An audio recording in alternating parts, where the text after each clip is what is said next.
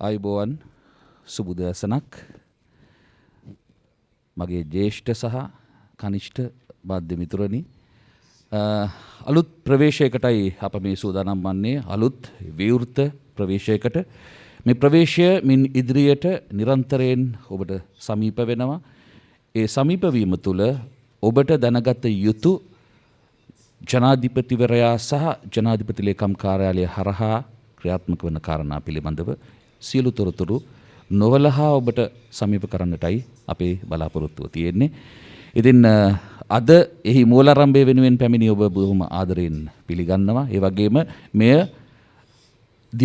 දිගු බැඳීමක දිගු සැබැඳියාවක ආරම්භයක් හැටියට අපි හැමෝම එකතු වෙලා ඉස්සරහට යන වැඩක් හැටියට මේ වැඩේ කරමු. බොහොම ස්තුතියි. අපි අවසර ප්‍රාර්ථනා කරනවා ඊ타මත්ම සංක්ෂිප්තව ඊතා චාම් ආකාරයෙන් මේ උත්සවයක් විදිහට කරන්නේ නැතුව තොරතුරු දැන ගැනීම සඳහා අපි දෙගොල්ලන්ගේ අතර තියෙන පරතරය අවම කර ගැනීම සඳහා අනාගතයේදී මේ ස්ථානීය ප්‍රයෝජනට ගැනීමට ඒ අවස්ථාව සනිටුහන් කරන්නට ආපු සියලු දෙනාව අපි පිළිගත්තා ඊතා ආදරයෙන් ගෞරවයෙන්. අරමුණ ඊතා සරලයි. නමුත් ඒක ඊතා වගකීමක් විදිහට අපි සියලු දෙනාට බැඳෙනවා. ඒ තමයි ඔබත් අපත් අතර තියෙන තොරතුරු කියන දේ අපේ කියවන්නන්ට, අපේ නරඹන්නන්ට, අපේ අසන්නන්ට නිවැරදිව යාවත් කාලනි කරන්නට, ඒ වගේම හැකිතාක් විවෘතව ඔබ වෙනුවෙන් ඒ තොරතුරු ලබා දෙන්නට පහසුකම් සම්පාදනය කිරීම තමයි මේ කේන්ද්‍රයේ ආරමුණ බවට පත් වෙන්නේ. ඒ සඳහා අපේ ආරාධනාව පිළිගැනීම ගැන අපි ස්තුතිවන්ත වෙනවා මුලින්ම.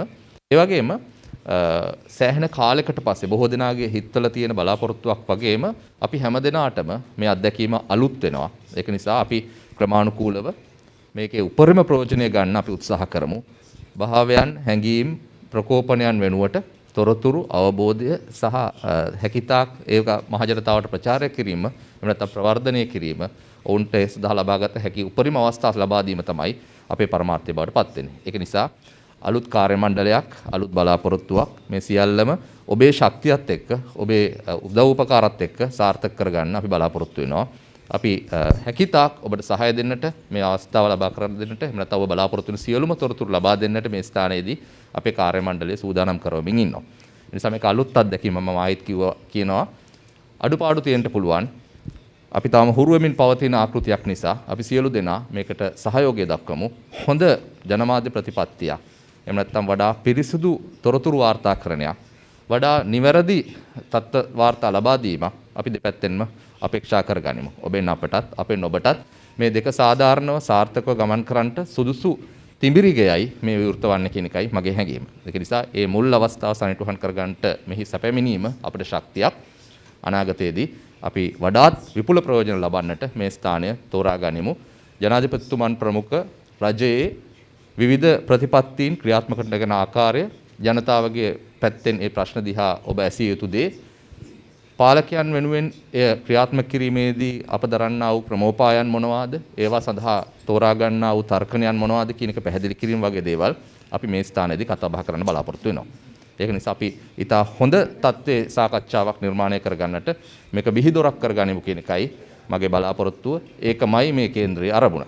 ඒ නිසා ඒ කාරණයට වැඩි කාලයක් කැප කරන්න බලාපොරොත්තු වෙන්නේ නැහැ. ඔබ සියලු දෙනා සාර්ථකව මේ ස්ථානයේ ප්‍රයෝජනට ගනීවි.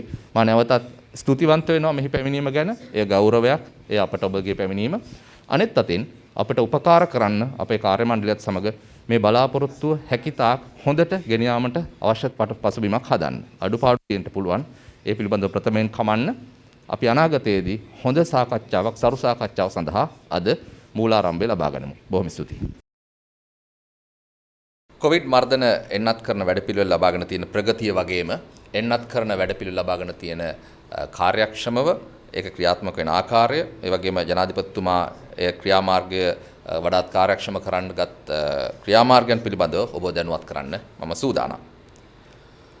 කොවිඩ් වෛරසය පිළිබඳ අපට මුලින්ම වාර්තා වෙන්නේ 2019 අවුරුද්දේ දෙසැම්බර් මාසයේදී. චීනයේ වුහාන් නගරයෙන් ආරම්භ වුණු මේ වෛරසය පහුගිය අවුරුද්දේ ලෝකේ පුරාම පැතිරෙන්න පටන් ගත්තා.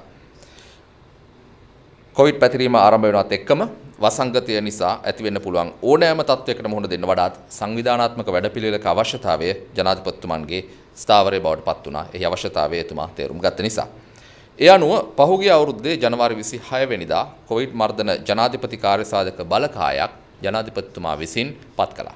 ඒ කාර්යසාධක බලකායට සෞඛ්‍ය විශේෂඥයන් ආරක්ෂක අංශ වගේම අදාළ අනිත් අමාත්‍යාංශවල එහෙම නැත්නම් ඒකත් එක්ක සමාන්තර ක්‍රියාත්මක කරන අනිත් අමාත්‍යාංශවල විශේෂඥයන් නිලධාරීන් පත් කරන්න ජනාධිපතිතුමා කටයුතු කළා. අපේ රටෙත් පළමු කොවිඩ් රෝගියා අපේ රටෙන් පළමු කොවිඩ් රෝගියා පහුගිය අවුරුද්දේ ජනවාරි 27 වෙනිදා වාර්තා වුණා.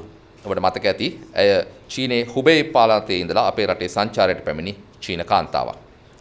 ජනවාරි 27 වෙනිදා පළමු කොවිඩ් රෝගියා වාර්තා වෙන විටත් ඉදිරියේදී ඇතිවිය හැකි කොවිඩ් රැල්ලක් පාලනය කරන්න සැලසුම් සකස් කිරීම රජය විසින් ආරම්භ කරලා තිබුණා.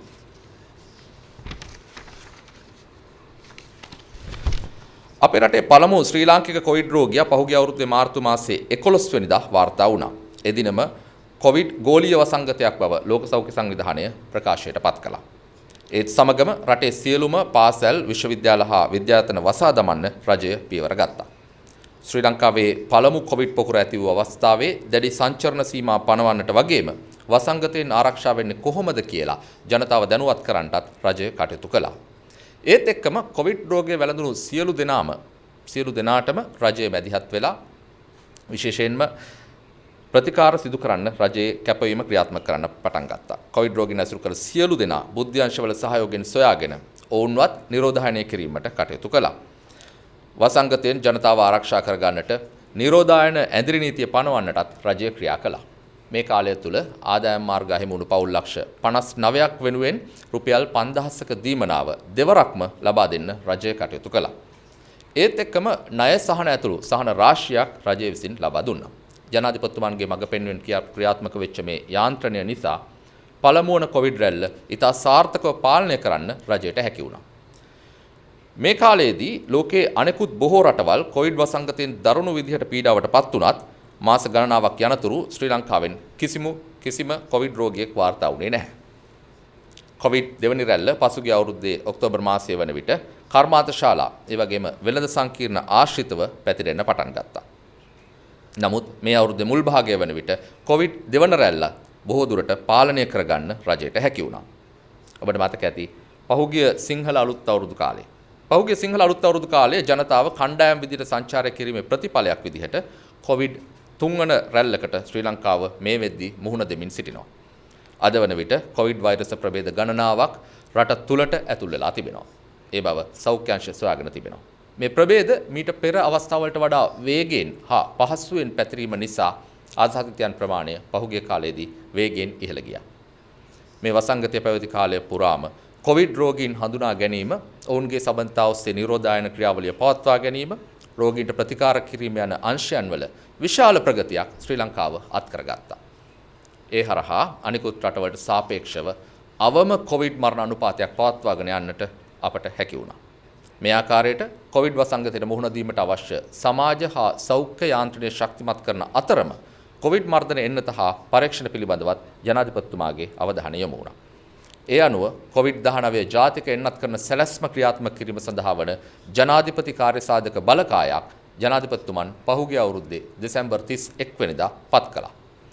ජනාධිපති ප්‍රධාන උපදේශක ලලිත් වීරතුංග මැතිතුමාගේ සහභාගීත්වයෙන් දරන මේ කාර්යසාධක බලකායට පවරපු ප්‍රධාන වගකීම උනේ ශ්‍රී ලංකාවේ භාවිතයට සුදුසු ආරක්ෂිත කොවිඩ් මර්ධන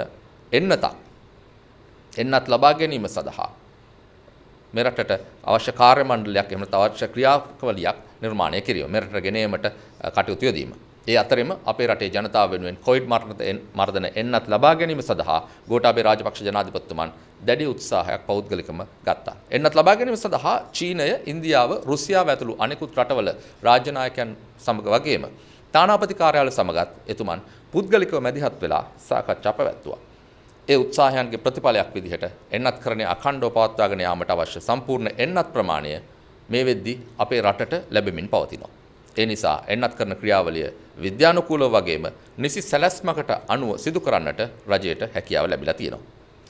ගෝඨාභය රාජපක්ෂ ජනාධිපතිතුමන් ඉන්දියා අගමැතිතුමන්ගෙන් කළ ඉල්ලීමකට අනුව කොවිඩ් මර්ධන එන්නත් මාත්‍රා ලක්ෂ 5ක් ප්‍රධානයක් විදිහට අපිට ලැබුණා. ඉන්දිය මහා කොමසාරිස්තුමන් මේ අවුරුදු ජනවාරි 28 වෙනිදා ජනාධිපති ගෝඨාභය රාජපක්ෂ මැතිතුමන්ට නිල වශයෙන් ඒ එන්නත් තොගය බහර දුන්නා. ඊට පසු දින සිට ඒ කියන්නේ ජනවාරි 29 වෙනිදා ඉඳලාම එන්නත් ලබා දීමට රජය විසින් ආරම්භ කිරීම සිද්ධ කළා ඒ කරුණු කටයුතු. එන්නත් ශ්‍රී ලංකාවට ළඟාවීමටත් පෙර සිටම එන්නත් කරණයට අවශ්‍ය යාන්ත්‍රණය ලලිත් විරතුංග මැතිතුමන්ගේ නායකත්වයෙන් යුත් කාර්යසාධක බලකාය සකස් කරලා තිබුණේ. විශේෂයෙන්ම ගෝඨාභය රාජපක්ෂ ජනාධිපතිතුමන් චීන ජනාධිපතිතුමන්ගෙන් කළ ඉල්ලීමකට අනුව සයිනෝෆාම් එන්නත් මාත්‍රා ලක්ෂ 6ක් ප්‍රධානයක් විදිහට මාර්තු 31 වෙනිදා අපට ලැබුණා.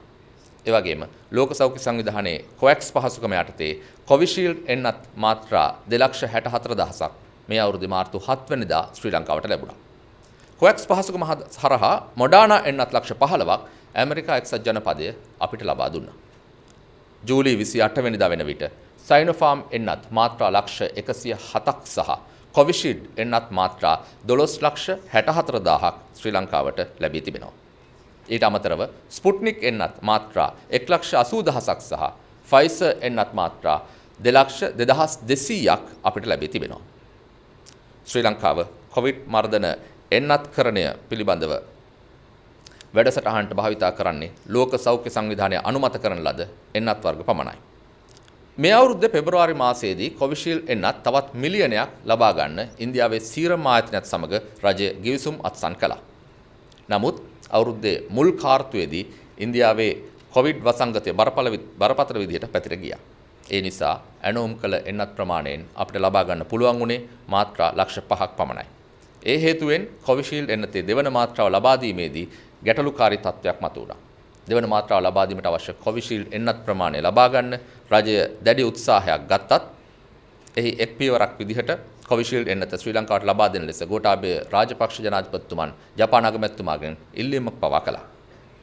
එහි ප්‍රතිඵලයක් විදිහට නුදුරු දින කිහිපය තුළ කොවිෂීල්ඩ් එන්නත් මාත්‍රා මිලියන 1.47ක් ජපානයෙන් ශ්‍රී ලංකාවට ලැබීමට නියමිතයි.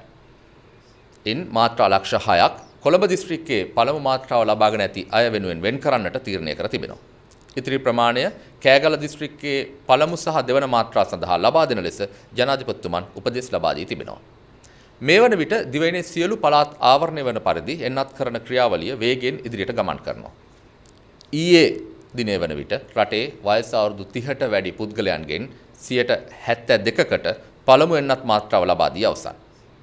ඒ වගේම ඒ පුද්ගලයන්ගෙන් 16%කට දෙවන එන්නත් මාත්‍රාවත් ලබා දීමට රජය කටයුතු කර තිබෙනවා. සංඛ්‍යාත්මක වශයෙන් ගත්තොත් ලක්ෂ 82කට වැඩි පිරිසක් මේ වන විට කොවිඩ් මර්ධන එන්නතක පළමු මාත්‍රාව ලබාගෙන තිබෙනවා. ඒ වගේම ලක්ෂ 18කට වැඩි පිරිසක් දෙවන එන්නත් මාත්‍රාව ලබාගෙන තිබෙනවා. ඊයේ වන විට කොළඹ දිස්ත්‍රික්කයේ වයස අවුරුදු 30ට වැඩි පිරිසෙන් 84%කට පළමු මාත්‍රාව ලබා දීලා තිබෙනවා. ඒ වගේම ගම්පහ දිස්ත්‍රික්කයේ පළමු මාත්‍රාව 93%කට වැඩි පිරිසක් ලබාගෙන තිබෙනවා. කළුතර දිස්ත්‍රික්කය ගැන බැලුවොත් කළුතර දිස්ත්‍රික්කයේ මේ ප්‍රතිශතය 85% ඉක්මවා ගොස් තිබෙනවා. මාතලේ දිස්ත්‍රික්කයේ වයස අවුරුදු 30ට වැඩි පුද්ගලයන්ගෙන් 99%කට වඩා වැඩි පිරිසක් පළමු එන්නත් මාත්‍රාව ලබාගෙන තිබෙනවා. රෝගී වෙලා නිවෙස් වලින් බැහැර වෙන්න නොහැකි අය වෙනුවෙන් ජංගම එන්නත් කරන සේවාවක් ජනාධිපතිතුමන්ගේ උපදෙස් මත දැනටමත් ක්‍රියාත්මක වෙනවා. මේ ආකාරයට සියලුම පුද්ගල කාණ්ඩ ආවරණය වන ආකාරයේ එන්නත් කරන වැඩපිළිවෙලක් රජය ක්‍රියාත්මක කරමින් සිටිනවා. මේ සංවිධානාත්මක වැඩපිළිවෙල නිසා වගේම ජනාධිපතිතුමා ප්‍රමුඛ රජයේත් සෞඛ්‍ය හා ආරක්ෂක අංශවල කැපවීමේ ප්‍රතිඵලයක් විදිහට ශ්‍රී ලංකාව මේ වෙද්දී දකුණු ආසියාවේ වේගයෙන් එන්නත්කරණය සිදු කරන රටක් බවට පත් තිබෙනවා. එන්නත් මිලදී ගැනීම, බෙදා හැරීම ආදී සෑම කටයුත්තක්ම වඩාත් විනිවිද භාවයෙන් යුතුව කරන ලෙස ජනාධිපතිතුමන් සෑම විටම උපදෙස් ලබා දී තිබෙන්නේ. මේ වෙද්දී කොවිඩ් මර්ධන එන්නත් මිලදී ගැනීමේ ප්‍රසම්පාදන ක්‍රියාවලියේදී ශ්‍රී ලංකාව අනුගමනය කරන ක්‍රමවේද ලෝක බැංකුව අගය කර තිබෙනවා. එන්නත් මිලදී ගැනීමේ විනිවිද භාවය සහ ක්‍රමවත් බව සැලකීමේදී ශ්‍රී ලංකාව දකුණු ආසියාවේ ඉදිරියෙන්ම සිටින රටක් බව ඔවුන් ප්‍රකාශ කර තිබෙනවා. අවසාන වශයෙන් මේ එන්නත් කරන වැඩසටහන සාර්ථක කරගන්න කැපවීමෙන් කටයුතු කළ සෞඛ්‍ය හා ආරක්ෂක අංශවල සියලු දෙනාට වගේම අනෙකුත් රාජ්‍ය හා පෞද්ගලික අංශයන්හි සියලු දෙනාටම ජනාධිපතිතුමන් සිය ස්තුතිය පළ කර සිටිනවා. එන්නත් කරන පිළිබඳ පතුරවන ව්‍යාජ ප්‍රචාරවලට නොරැවටි කොවිඩ් මර්ධන එන්නත් ලබා ගන්නා ලෙසත් කොවිඩ් වසංගතය නිසා මතුව ඇති සමාජ ආර්ථික අභියෝග ජය ගැනීමට රජයට සහයෝගය ලබා දෙන ලෙසත් ජනාධිපතිතුමා සියලු දෙනාගෙන් ඉල්ලා සිටිනවා. මේ තමයි ජනාධිපතිතුමාගේ ක්‍රියාවලිය පිළිබඳව සංක්ෂිප්තව ඔබට ඉදිරිපත් කරන්නට මා අදහස් කරපු ප්‍රකාශය. අප දැන් මේ පිළිබඳව කතා බහ කරමු. විශේෂයෙන්ම සම්ප්‍රදාය අපිමයි හදාගත යුත්තේ. ඒක නිසා මම ඉල්ලීමක් කරනවා ඒ වගේම ඊටම ගෞරවයෙන් ඇරයුම් කරනවා මේ එන්නත්කරණය පිළිබඳව ජනාධිපති කාර්යසාධක බලකායේ ප්‍රධානීය බවට පත් වුණේ ලලිත් වීරතුංග මහත්මයා. එතුමාත් මේ පිළිතුරු දීමේදී තාක්ෂණික කාරණවලදී අපිට හවුල් වෙවි. ඇතැම් දත්තයන් ඒ වගේම අප මේ කතා කරන මොහොතේදීත් විවිධ විචලනයන් වලට ලක් වෙනවා. මේ එන්නත්කරණය සම්බන්ධ කටයුතු සිදු කරන නිසා රටේ විවිධ කොනවල් වල. ඒ නිසා අප ප්‍රකාශයට පත් කරන මොහොතේ වෙන විවිධ තත්ත්වයන් තමයි අපිට ප්‍රකාශ කරන්න පුළුවන් වෙන්නේ. අපේ කණ්ඩායම ඔබට සහාය දක්වාවි විවිධ දත්තයන් සම්බන්ධව. සමහර අප සතු දත්ත එසැනින්ම අපි ඔබට ලබා දෙන්නට අවස්ථාව ලබා දෙන්නම්. ඔබ අහන ප්‍රශ්න වලට අදාළව අප සතු දත්ත නොමැතිනම් එය දවස් ඇතුළත එහෙම නැත්නම් දින දෙකක් ඇතුළත ඔබ වෙත ලබා දෙන්නට අපි කටයුතු කරලා තියෙනවා. අපේ කාර්ය මණ්ඩලය සඳහා බැඳී සිටිනවා. එහෙමනම් ඊ타මත්ම ගෞරවයෙන් ඔබතුමන්ලාට ආරාධනා කරනවා අපි කතා බහ කරමු, දැන හඳුනා ගනිමු. ඒ පහසුවේ අපිට අද සිට අලුත් සම්ප්‍රදායක් ආරම්භ කරන්න උත්සාහ කරමු. මේ අද අපි පටන් ගන්නා මේ කාර්ය සමහර විට මටත් ඔබටත් අලුත් දෙයක්. මම එසේ කියන්නේ අපි ජනාධිපති කාර්යාලයක මෙවැනි ඒකකයක් නොතිබුණු නිසා.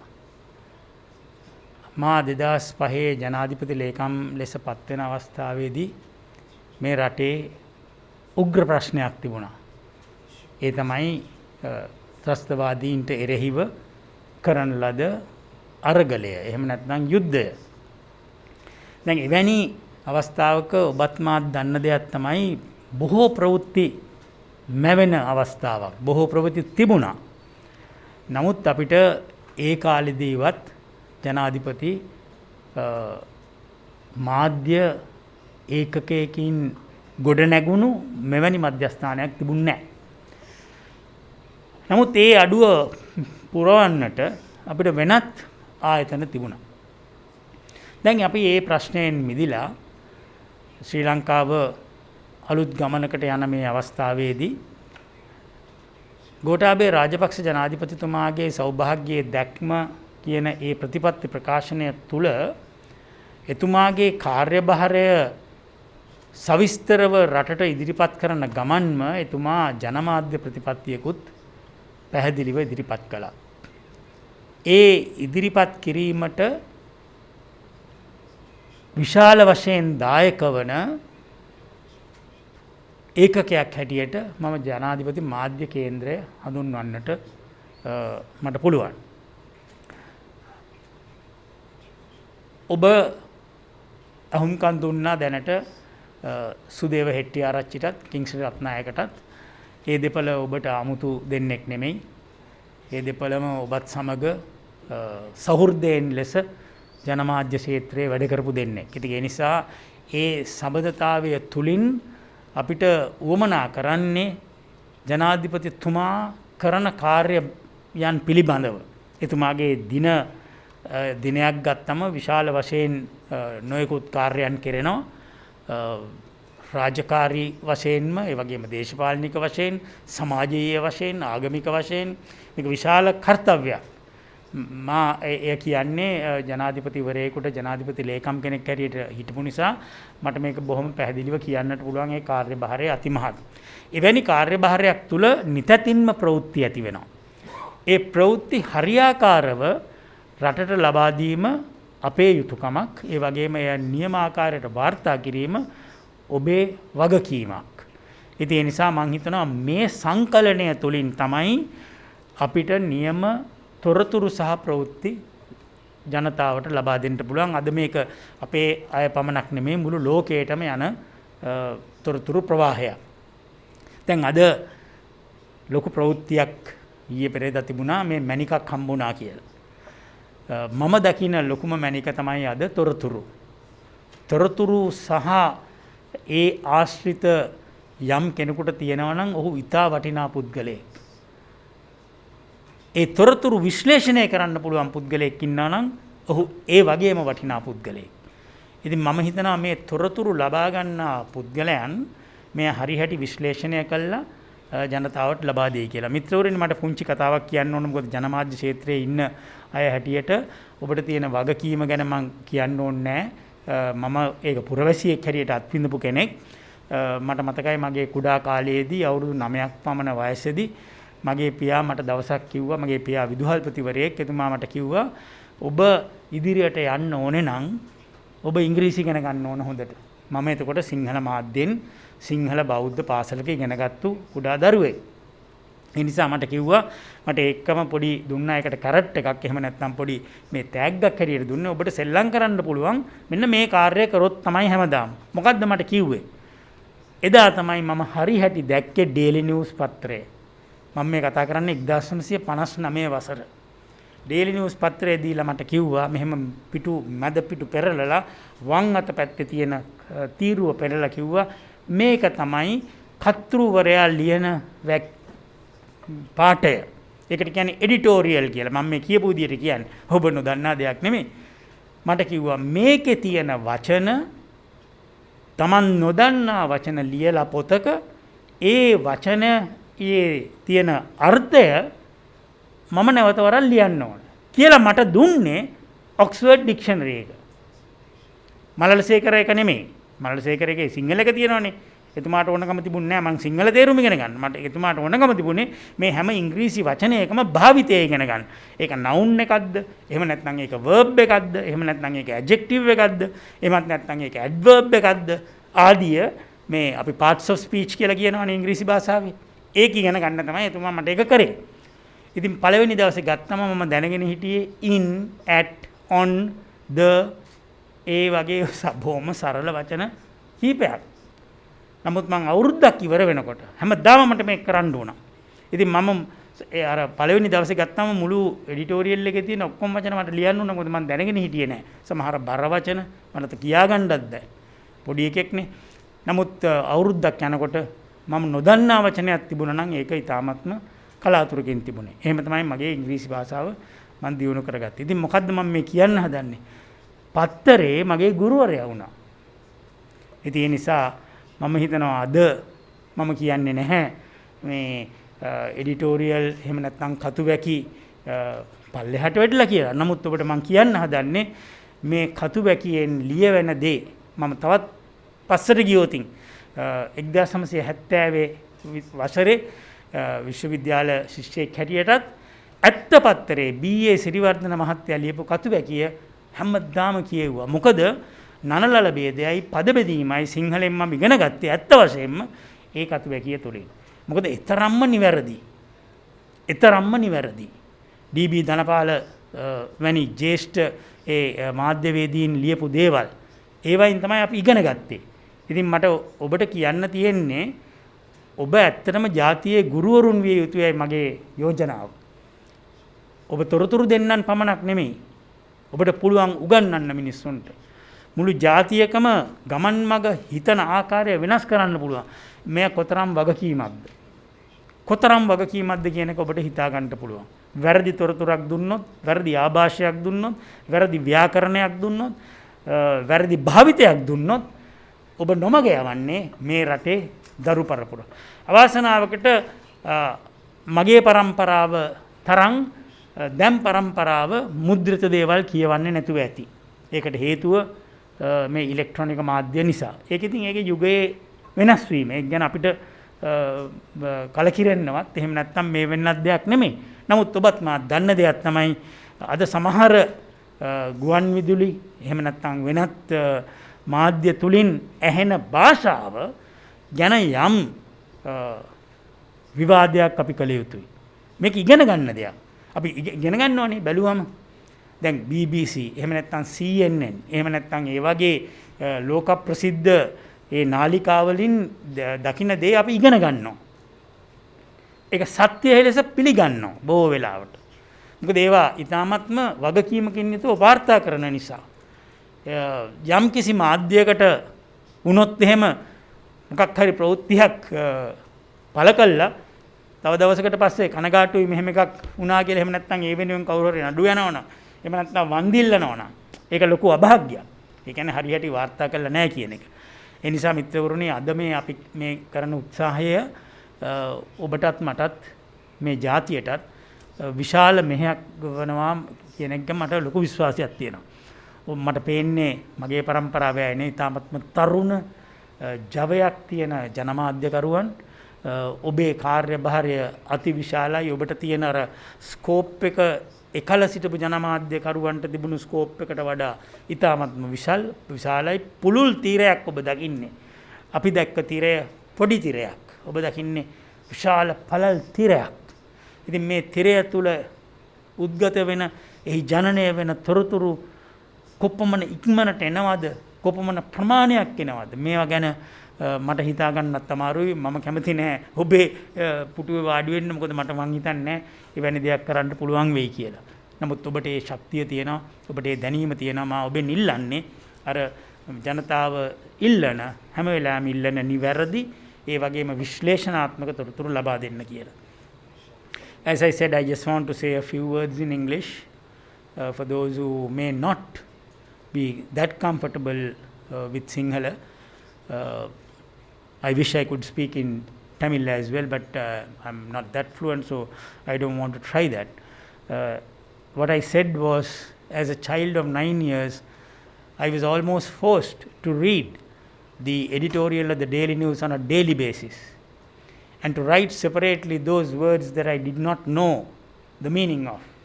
I had to write each word and refer to the Oxford Dictionary and write the meaning of it. And that was the only way I could go and play out in the evenings. This is what my father did to me, and I think that's the best thing that happened to me. The Daily News served as my teacher. So what I want to tell you is that the job of a newspaper, of course at that time you did not have the television. I still remember the radio that was at home. I still remember the brand name, His Master's Voice, HMV, and I sat sometimes on a stool listening to the commentary of England, Australia, Ashes series. I hardly understood what it said, but I understood the score. When it said Bill Lawry scored so much, I knew the word Bill Lawry and I knew the score. That's all that I wanted to know. But that also helped me to learn. So what I just want to tell you is that as the media, you have a huge responsibility, not only to convey information and data, which is the most precious thing that people have today. To me, it's more precious than any precious stone. But to say it accurately, to say it in a way that people could gather something from it, analyze. So it's a great responsibility that you carry on your shoulders. That is why the media is given a very prominent place in the society. I hope you will understand that and take this forward. The job of the Presidential Media Center is to give you what the President does, the information pertaining to what the President does on a daily basis, maybe some important issues, maybe a communique that the President wants to convey. So the presidential spokesman, the first time we do have one like this. Maybe we are borrowing this from abroad. Why not? Borrow good things, shun the bad things. That's what we learnt as a child. So let me tell you, as the presidential media spokesman, he will tell you first hand what the president wants a country to know, what he has been doing, the policies. As you know, a day of a president is very eventful, very eventful. I can say this because having been the secretary to the president for 10 years, I have seen at first hand, and it during very turbulent times, how a president manages his time and how a president manages different stakeholders, the government, the parliament, the people, all sorts of all types of different groups of public. So it's a very eventful activity to cover the activities of a president. So the job of this Presidential Media Center is to tell you what exactly the president wants the country to know pertaining to his work. And I think there cannot be a better way of doing this. If there are, no system in the world is error free. Every system has maybe a simple error here or there. If there are errors, and if you tell us, look, why are you saying this is wrong? We will admit it and we will correct it. We are not here to say all what we say is 100% true. There may be mistakes that we make. So please work with us. But finally, when it goes to the people, let the people know the correct situation. So we believe that you will take this in good spirit and work with us together and provide the people with the best of the information. 4.2 million children in the school system.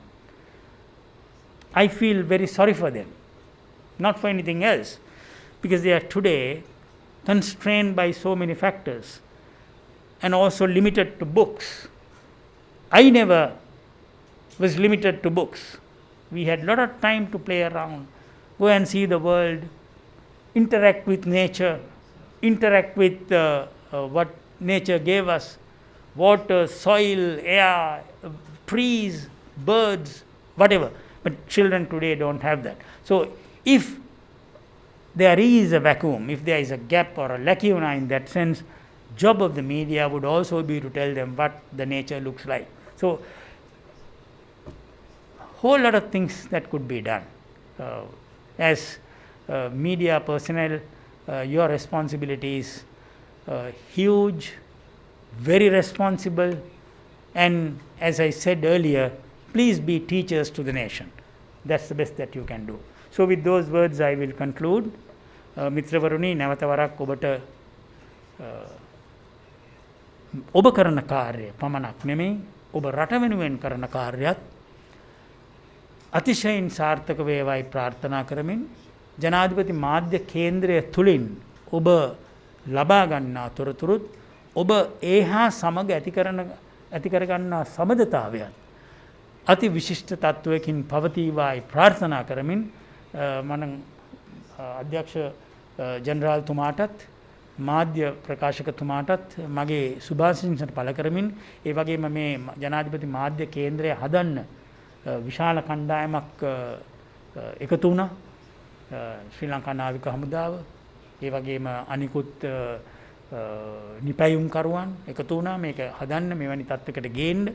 ඒ සියලු දෙනාටමත් මගේ ස්තුතිය පුද කරමින් අතිගරු ජනාධිපතිතුමා වෙනුවෙන් මෙහි සියලු කාර්යයන් ඉටු කරන සෑම මට්ටමකම අධ්‍යක්ෂවරුන්, නියෝජ්‍ය අධ්‍යක්ෂවරුන්, සහකාර අධ්‍යක්ෂවරුන් ඇතුළු අනිකුත් කාර්මික තාක්ෂණික නිලධාරීන්ට මගේ ගෞරවය පුද කරමින් ඔබ ශක්තිමත් කණ්ඩායමක් ලෙස මේ කාර්යභාරය කරනු ඇතැයි මගේ විශ්වාසය පළ කරමින් මා නිහඬ වෙනවා.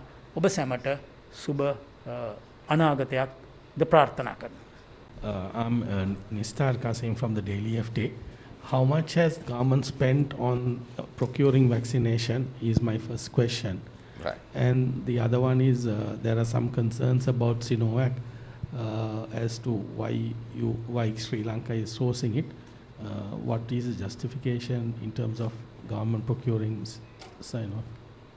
The exact amount we have spent to purchase Sinopharm, then Pfizer. These are the two vaccines that we have purchased. Would be in the region of, I can only give you a ballpark figure, would be in the region of about 60 to 65 million US dollars. Now, in regard to Sinovac, Sri Lanka has not decided to purchase it. I must very clearly tell you this. Although the WHO has approved it as a vaccine that can be used in the world. In fact, the COVAX is going to get Sinovac. I'm sure in the next few days, the COVAX will also distribute Sinovac in addition to Sinopharm. But we have still not decided to purchase it. So please be assured that what we are using right now, Sinopharm in large measure, then the Pfizer, the Moderna, and the Sputnik. Sputnik also we have purchased. So 3 things we have purchased. So Nista, I think please don't have any misgivings about purchasing Sinovac, nor have we got it as a donation. There are certain concerns about Sinovac, which have also not been confirmed as yet. These are all speculations. But the 4 that we are using are already acceptable to the rest of the world. COVAX has approved it, and WHO has approved it, and we are using it. So that's how Sinovac situation is. Now, very interestingly, in addition to what the presidential spokesman said, මේක මම සිංහලෙන් ඉංග්‍රීසියෙන් දෙකෙන්ම කියන්නම්.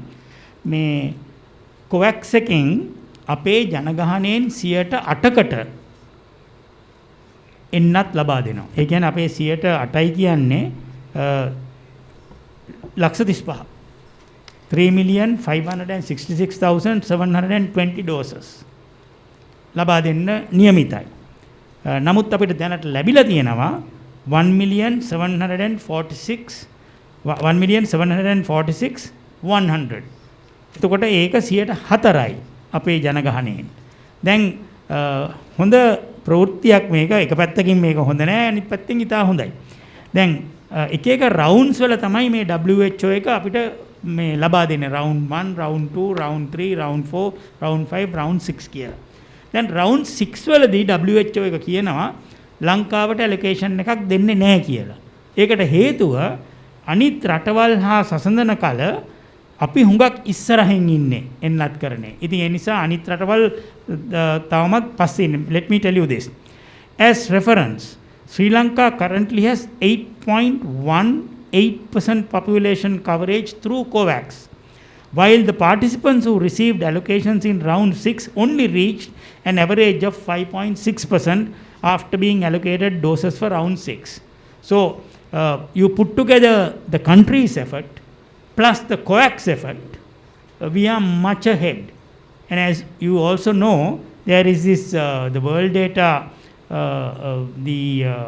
information, which again has placed Sri Lanka right at the top. Ecuador just passed us a couple of weeks ago. If you take persons per, its average that they take, number of persons vaccinated per week per 100 persons. We were right on top. Then Ecuador took over the first position. But with yesterday's and day before's vaccination, that's over 400,000 plus over 300,000, again we are right at the top. So in just 3 days, we have vaccinated about 1 million people. So that's how the vaccination effort is. So basically, our target is to vaccinate 11.5 million people. අපේ ඉලක්කය අපේ ජනගහනයෙන් මිලියන 11.5යි. ඒ කියන්නේ වයස අවුරුදු 30ට වැඩි. ඒක තමයි පළවෙනි ඉලක්කය. ඒ පළවෙනි ඉලක්කය අපි විශ්වාස කරනවා අගෝස්තු 31 වෙනිදා වෙනකොට අපිට නිම කරන්න පුළුවන් කියලා මේ යන රේට් එකේ හැටියට. ඊළඟ ඉලක්කය අපිට ඉලක්ක දෙකක් තියෙනවා. ඊළඟ ඉලක්කය තමයි අවුරුදු 12ත් අවුරුදු 30ත් අතර කණ්ඩායම එන්නත් කරණය කිරීම. එතකොට ඒක අපි දෙකකට බෙදලා කරන්නේ. එකක් අවුරුදු 18ත් අවුරුදු 30ත් අතර කණ්ඩායම, අනිත් කණ්ඩායම අවුරුදු 12ත් 18ත් කියන්නේ පාසල් යන වයස දරුවෝ. ඒතර පාසල් යන වයස දරුවන්ට 12ත් 18ත් යන දරුවන්ට දෙන්නේ මොන එන්නත කියන එක විශේෂඥයින් තීරණය කරාට පස්සේ අපිට ඒ එන්නත ලබා ගැනීමට අපි දැනටමත් කතා බහ කරලා තියෙනවා. සමහරවිට ඒක ෆයිසර් වෙන්න පුළුවන්, සමහරවිට මොඩර්නා වෙන්න පුළුවන්, ඒක සමහරවිට මේ සයිනෝෆාම් වෙන්නත් පුළුවන්. අපි ඒක හරියටම තාම දන්නේ නැහැ. ලැබෙන විශේෂඥ උපදෙස් අනුව තමයි අපි ඒක කටයුත්ත කරන්නේ. එතකොට මේ කණ්ඩායම් දෙකම එතනම සාමාන්‍ය වශයෙන් මිලියන 4ක් විතර ඉන්නවා. එතකොට අර 11.5යි අර මිලියන 4යි ගත්තම ලංකාවේ ජනගහනයෙන් මිලියන 15ක් එන්නත් කරණය කරලා ඉවර කරන්න අපි බලාපොරොත්තු වෙනවා මේ අවුරුද්දේ දෙසැම්බර් වෙනකොට. ඒ කියන්නේ අගෝස්තු 31ත් එහෙම නැත්නම් සැප්තැම්බර් 15 කියන්නකො වැඩි මං හිතන්නේ ඒක මේ ප්‍රායෝගිකයි. සැප්තැම්බර් 15 විතර වෙනකොට අපිට පුළුවන් වෙයි අවුරුදු 30ට වැඩි සියලුම දෙනාට එන්නත් කරණ ඉවර කරන්න. එතන හිට පටන් ගන්න අපි අවුරුදු 30න් පහළ එහෙත් අවුරුදු 18න් ඉහළ. නමුත් දැනටමත් බොහෝ කර්මාන්තශාලාවල වැඩ කරන සේවකයන් තරුණ සේවකයන් දැනටමත් මේ එන්නත ලබාගෙන තියෙන. ඉතින් සමහර කණ්ඩායම් දැනටම ඇතුල් වෙලා තියෙන්නේ. ඒ ගණනය අපිට හරියට කරගන්න පුළුවන් ඒ එන්නත් කරණය තත්වයට ආවට පස්සේ. දැන් කොළඹ දිස්ත්‍රික්කය ගත්තොත් අවුරුදු 30ට වැඩි 84ක් එන්නත් කරණය කළා තිබ්බා. දැන් අපි ගත්තොත් එහෙම මේ යම් කෙනෙක් මේ එන්නත ගැනීම ප්‍රතික්ෂේප කළොත් මත එහෙම පිරිසක් ඉන්න පුළුවන්. එතකොට මේක අනිවාර්ය කරන්න එහෙම වැඩ පිළිලක් තියෙනවද? මොකක්ද ඒකට ගන්න පුළුවන්? මොකද මේක සම්බන්ධව දුර්මත රැසක් සමාජගත කරනවා. විශේෂයෙන්ම ඕනෑම රටක එන්නත් කරණයේදී ඒකට ආවේනික විවිධ කුඩා කණ්ඩායම් හැදෙනවා. එන්නත් කරණය පිළිබඳව විශ්වසනීයත්වය පිළිබඳව ඒ වගේම විවිධ විශ්වාසයන් තම තමන්ගේ පෞද්ගලික විශ්වාසයන් සම්බන්ධව. නමුත් හැකිතාක් මේ එන්නත ලබා නොදුණු කුඩා කණ්ඩායම් විශ්ලේෂණය කරලා බලපුවාම විශේෂඥ කණ්ඩායම් කියන ආකාරයට සමහරුන්ට ආබාධිත තත්ත්වයන් වගේ දේවල් නැත්නම් වැඩිහිටි කණ්ඩායම් එළියට බහින්න බියකින් ඉන්නවා වෙන්න පුළුවන්. ඒතකොට ඒක නිසා තමයි ජංගම සේවාවන් ක්‍රියාත්මක කරලා තියෙන්නේ. ඒ වගේම මාධ්‍ය හරහා මේ දුර්මත ඇති කරවීමෙන් සෞඛ්‍ය සම්පන්න ජාතියක් ඇතිවීම වළකිනවා. එතකොට රටේ ජාතික ආරක්ෂාවට කරදරයක්, නිරෝගී දේහයට කරදරයක් ඒක.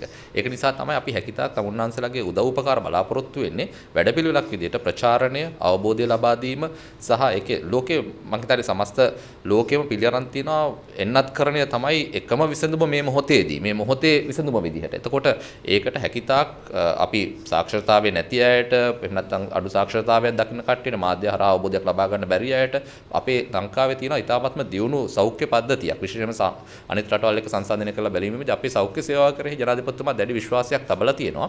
ඒක අක්මුල් නෑර යන්නට පුළුවන් සෞඛ්‍ය සේවයක්. නිවසටම යන අපේ ප්‍රජා සෞඛ්‍ය සේවාවක් පද්ධතියක් තියෙනවා. ඒතකොට ඒක හැකිතාක් භාවිත කරනවා. ඊට අමතරව ජනමාධ්‍ය හරහා ඒ වගේම තමුන්නාන්සලාගේ සහයෝගයෙන් මේ වගේ ආකල්පය සහ නිරෝගීව සිටීමේ වැදගත්කම, අනිත් අයගේ ආරක්ෂාව වෙනුවෙන් තමන් නිරෝගී සිටීමේ වැදගත්කම වගේ දේවල් අපි හැකිතාක් ප්‍රචාරණය ලබා දෙන්නේ ඒ අවශ්‍යතාවය උදෙසා. ඒක නිසා මේ සෞඛ්‍ය සම්පන්නව හේතු දෙකක් නිසා එන්නත ලබා ගැනීම වැදගත් වෙනවා. එකක් තමන්ගේ සෞඛ්‍ය ආරක්ෂාවට, අනිත් එක සමාජයේ යුතුයකමක් විදිහට. මොකද අනිත් අයට මේක රෝගය බෝ වෙන එක පාලනය කරගන්න පුළුවන් තමන් නිරෝගී ප්‍රතිදේහධාරී බවට පත් වුණොත්. ඉතින් ජනාධිපති අපේ මාධ්‍ය ප්‍රකාශකතුමා කියපු දෙයකට මම තව වචන දෙක තුනක් එකතු කරන්නම්. දැන් මේ අනිවාර්ය කිරීමේ නීති පද්ධතියක් අපි ළඟ තවමත් නැහැ. ඒ නීති පද්ධතියක් හදනවාද නැද්ද කියන එක ඉහළ ප්‍රතිපත්තියක්, තීරණයක්. නමුත් ප්‍රායෝගිකව මේක සමහර රටවල් කරගෙන යනවා දැනට. ඒ කියන්නේ සිනමා ශාලාවකට ඇතුල් වෙන්න බෑ එන්නත ලබාගෙන නැත්තම්. සුපර් මාකට් ඇතුල් වෙන්න බෑ එන්නත ලබාගෙන නැත්තම්. බස් එකකට ගොඩ වෙන්න බෑ එන්නත ලබාගෙන නැත්තම්. රටට ඇතුල් වෙන්න බෑ සමහර රටට ඇතුල් වෙන්න බෑ. ඒ කියන්නේ ජන ජීවිතයෙන් ඔහු බැහැර වෙනවා මේ එන්නත ලබාගෙන නැත්තම් අනිත් අයගේ යහපත උදෙසා. ඒ නීති ගේන්න පුළුවන්. ඒක රෙගුලාසි වලින් ගේන්න පුළුවන්. දැනටමත් අපිට තියෙන මේ රෙගුලාසි තියෙනවානේ. අපිට තියෙනවා මේ නොයෙකුත් රෙගුලාසි මේ කොවිඩ් පිළිබඳව ඒ අනුව ගේන්න පුළුවන්. මේක අනිවාර්ය කරනවා. දැන් උදාහරණයක් වශයෙන් ගත්තොත් ඕස්ට්‍රේලියාවේ අනිවාර්යයිනේ ඡන්දය දාන එක. ඡන්දය දාන්න ඕනේ. අපේ එහෙම එකක් නැහැනේ. ඉතින් ඒ වගේ මේක නොඑක ආකාරයට ක්‍රියාත්මක කිරීමේ ක්‍රමවේදයන් මොකක්ද කියන එක සුදුසුම ක්‍රමවේදය අපි සොයා බලන්න ඕනේ. මොකද ඒක මහජන යහපත උදෙසා. ඒ වගේම මම මේ තව කියන්න ඕනේ මේ සංඛ්‍යාවන් ගැන. ඔබතුමාත් අපි දන්නවා මේ ජනහා සංඛ්‍යාඥ දෙපාර්තමේන්තුවනේ මේ සංගණනය කරන්නේ. ඒකට අපිට ඔක්කොටම එක දවසක ගෙදර ඉන්න කියනවා. එහෙමනේ. අර ලේබල් අලවල ඔක්කොම කළා ඒක ලොකු කාර්යයක්. හැබැයි මේ සංගණනයේදී සමහර වෙලාවට අපි ගෙදර නැති අයත් දානවා. ඉතින් මේ සංඛ්‍යාවල් වල දැන් මේ 84ක් කිව්වම කොළඹ මට ලොකු විශ්වාසයක් තියෙනවා තව දවස් 4-5ක් ගියාම ඊට වඩා ගහන්න කෙනෙක් නැහැ. දැනටත් විහාර මහදේවී උද්‍යානයේ තියෙන හමුදාව මගින් පාලනය කරන සහ ක්‍රියාත්මක කරන එන්නත් කරන මධ්‍යස්ථානයට දවසකට දෙන්නේ නැත්නම් 3 දිනක් යන අවස්ථාවක් තියෙනවා. දැන් ඒ කියන්නේ විවෘත කරලා තිබුණත් වැඩක් නැහැ. අර වෝක් ඉන් එකක් තිබුණාට වැඩක් නැහැ. ඔක්කොටම ගහලා නම්. ඉතින් ඒ නිසා මේ සංඛ්‍යාවල් වල එහාට මෙහාට වීමක් වෙන්න පුළුවන්. 100%ක් වෙන්න පුළුවන් මේ ගහලා තියෙන්නේ. ඉතින් මේ සංඛ්‍යාත්මකම අපිට ක්‍රියාත්මක බලන්න වෙන්නේ තව මාසයකමාරක් දෙකකින් තමයි පොඩි සංගණනයක් කරලා බලන්න වෙනවා ග්‍රාම නිලධාරී මහතුරු මාර්ගයෙන් කවුද මේ එන්නත ලබාගෙන නැත්තේ කියලා. ඉතින් ඒ අයට අපි යම්කිසි ප්‍රථමයෙන් පොඩි බලපෑමක් කරන්න වෙනවා. බලපෑමක් කරලා අනිත් අයගේ යහපත සඳහා මේක කරගන්න කියන කාර්යභාරය කරන්න වෙනවා. Thank you. Kingsley, we have seen an aggressive rollout of the vaccination campaign. I think Mr. Veerathang was talking about 1 million vaccines in 3 days. But at the same time, we are also noticing an uptick in the number of infections and also in the number of deaths. They seem to be slowly climbing. So how concerned is the government about this situation, and what action will you take to deal with this? Let me take that, Amar. Now, whilst we are very aggressive on the vaccination drive, if you look at those who die, I am not a specialist, but I hear this from the health people, majority, I would say over 95% are those who have not taken the vaccines for various reasons. Or they have only taken one vaccine and they are waiting for the second. As you know, the Sinopharm kicks in only after the second vaccine is taken, whereas the Pfizer, the Moderna and the AstraZeneca starts from the first vaccine. I mean, now this is common knowledge, this is not a medical this thing. So we are concerned about the number of deaths, no doubt. So we are looking into why the deaths are increasing. I am sure there should be a medical explanation for this. And I guess it will come in a day or two with the health ministry looking into this. Tomorrow the COVID task force meets under President's chairmanship every Friday. This will be a subject that will be taken up. So that certainly will be taken up. Number of infections, again, people who have taken only one vaccine or those who have not been vaccinated are those who will naturally be infected. But as you know, with the variants coming in, they will probably run out the alphabet the way variants are coming up. We will also have a problem to contain that kind of spread. So still a subject that even the WHO is not very conversant with. The WHO is also guessing sometimes. They have admitted so. They have said, look, this is a very new thing. We are also going into it. We are doing research. We are asking for various research studies. And as soon as they have it, they would disseminate it. So we are also looking at it with fairly keen eyes, but hopefully we should be able to give some kind of explanation. It has to be a medical explanation. It's not it's a public health explanation, if at all it would be given. මට ප්‍රශ්න දෙකක් තියෙනවා අහන්න. එකක් මේ අනිවාර්ය කිරීම තුළ එන්නත් අසාත්මිකතාවයක් තියෙන කෙනෙකුට කොයි ආකාරයෙන්ද ඔබතුමාලා කටයුතු කරන්න කියන එක. එක දෙවෙනි එක තමයි පල්ලේ කැලේ එන්නත් නිෂ්පාදනයේ ඇත්ත ෆීලිංగ్ ෆැක්ටර් එකක් පටන් ගන්න සූදානම්ක් තිබුණා. ඒකේ තත්ත්වය කොහොමද ඔබතුමා යම් ආකාරයකින් අප්ඩේට් එකක් ඒකේ තියෙනවද? මේ දෙකට පුදුතු බලාපොරොත්තු. පල්ලේ කැලේ අපි නිෂ්පාදනය කරන්න බලාපොරොත්තු වුණු අපි නෙමෙයි ඇත්ත මේක පෞද්ගලික ආයතනයක්. නමුත් ඒකට රාජ්‍ය ඖෂධ නිෂ්පාදන නීතිගත සංස්ථාවත් සම්බන්ධ වෙන්න තිබුණා. නමුත් මේ ගැන තාමත් සාධනීයව අපි දකින්නේ නැහැ ප්‍රගතියක්. සමහර වෙලාවට මේක තව ටිකක් කල් යන්න පුළුවන්. මෙහි ප්‍රධානම ඉලක්කය උනේ ලංකාවට ලබා ගැනීමටත් වඩා මේක අපනයනය කිරීම සඳහා. මොකද සයිනොවැක් කියන ඒ එන්නත ලෝක සෞඛ්‍ය සංවිධානය අනුමත කරපු දෙයක්. ඉතින් ඒ නිසා මම හිතනවා ඒක තමයි මේ මෙන්නේ පැහැදිලිවම අපි කියනවා ආසාත්මිකතාවයන් තියෙන. දැන් මට ආසාත්මිකතාවයක් තියෙනවා නම් මම එන්නත් කරන්නේදී ගිහිල්ලා එතනද කියන්න ඕන. අහනවා ඒක. ඔබට තියෙනවද? ඔබ පෙනිසිලින් වලට යම් කිසි දෙනවද මේ එකක්? එහෙම නැත්නම් ඔබට දියවැඩියාව තියෙනවද? non communicable diseases වගේ දේවල් NCDs තියෙනවද? අහනවනේ. ඉතින් ඒ ප්‍රශ්න වලට හරියට උත්තර දෙන්න ඕන. නැත්නම් එහෙම මේ නොදැන ඒක මේව කරගත්තොත් ඒක ඉතින් අර එන්නත ලබා ගන්න එක්කෙනාගේත් වගකීම. එහෙම මේවා තියෙනවා ඇලර්ජිස් තියන අය ගැන ඒකනේ හුඟක් වෙලාවට මේ කියන්නේ වෛද්‍යවරයෙකුත් එතන ඉන්නවනේ ඔය එන්නත් කරන තැන්වල කියලා මිනිත්තු 20ක් ඉන්න ඕන කියලාත් කියන්නේත් ඒකනේ අරගෙන යම් පරීක්ෂාකාරී තත්වයක් යටතේ තමයි ඔක කරන්නේ. ඉතින් දැනට වාර්තා වෙලා නැහැ. එහෙම විශාල වශයෙන් ඇති. මම කියන්නේ ටික දෙනෙක් ඇති. විශාල වශයෙන් නම් වාර්තා වෙලා නැහැ. වෛද්‍ය විශේෂඥයන්ගේ කමිටුවක් සහ විවිධ අදාළ ක්ෂේත්‍රවල විශේෂඥයන් සමග සාකච්ඡා කිරීමෙන් පස්සේ ඒ අදාළ තහවුරු කිරීම තීන්දුවට එළඹෙන්නේ. එතකොට බොහෝ වෙලාවට වෛද්‍ය නියැන්දීන් මේ සාකච්ඡා එතකොට රිසර්ච් රිපෝට්ස් මේ සියල්ල සාකච්ඡා කරලා තමයි එතෙන්ට එන්නේ. එකපාරින් නීති දාන්නේ නැහැ. හෙට රැස්වීමේදී හෙට තියෙන කොවිඩ් ප්‍රධාන රැස්වීමේදී දැන් එන්නත් කරණයත් කොවිඩ් ප්‍රධාන රැස්වීමත් දෙකම එකට තියෙන්නේ. කාර්ය සාධන බලකායවල වෙනම හම්බෙන්නේ නැහැ. මොකද මේවා ඔක්කොම සම්බන්ධ නිසා. මුලින් මාව පත් කරනකොට සභාපති හරියට දෙසැම්බර් 31 වෙනිදා මේ අපිට තිබුණේ නැහැ එන්නත ගැන අවබෝධයක්. ඒ නිසා කොහොමද එන්නත ලබා ගන්න මොනවද හොඳම එන්නත් ලෝක සෞඛ්‍ය සංවිධානයෙන් කොපමණ ලැබෙනවද ඒ වගේ දේවල් තමයි මූලික කරුණු. දැන් ඉතින් මේක ෆ්ලෝ එක හොඳට යනවා. ඒක ගැන ප්‍රශ්නයක් නැහැ. ඒ නිසා හෙට මේ විෂය ගනි.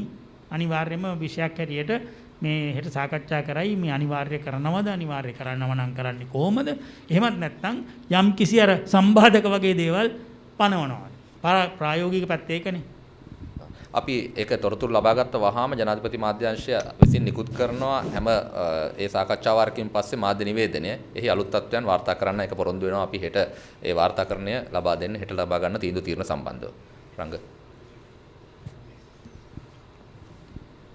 නජිත් කියන්නේ එන්නත්කරණය සාර්ථකව සිද්ධ වෙනවා කියලා අපිට පේනවා. නමුත් චෝදනාවක් තියෙනවා එන්නත්කරණය හින්දා PCR පරීක්ෂණ සිද්ධ කරන ප්‍රමාණය අඩු වෙලා කියලා. දැන් ඊයේ සහ පෙරේදා ගත්තොත් එහෙම 10000ක් 9000ක් විතර කරලා තිබේ. ආසාදිතයන් 1919 දෙනෙක් වාර්තා වෙනවා. මරණ 63ක් වාර්තා වෙනවා. දැන් මේ දේ නොපෙනෙන අනතුරක් නෙවෙයිද? දැන් ඉස්සර PCR පරීක්ෂණ 18000ක් 20000ක් විතර කළා. දැන් 10000ක් කළත් 1919 දෙනෙක් හම්බ වෙනවා.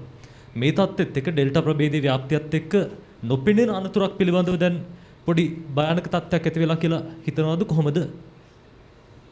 එන්නත්කරණය නිසා PCR පරීක්ෂණ ප්‍රමාණය අඩු වෙලා කියලා තමයි විපක්ෂයෙන් පවා චෝදනා කරන්නේ. සංඛ්‍යාත්මක වශයෙන් උත් PCR ප්‍රමාණය අඩුයිනේ ඒක හරි. මේ චෝදනාවකට වඩා ඒක මේ සංඛ්‍යාත්මක වශයෙන් නැත්ත. දැන් මේ පිළිබඳව මම හිතන්නේ යම් වෛද්‍ය මතයක් තමයි ඉදිරිපත් කළ යුත්තේ. මේක මේ අපි වගේ වෛද්‍යවරුන් නොවන පුද්ගලයන් කතා කිරීම සුදුසු නැහැ. අපි මේ ගැන වැඩිදුර මේව කළා ඔබතුමන්ලට ලබා දෙන්නම් මේ ගැන යම් කිසි මේක.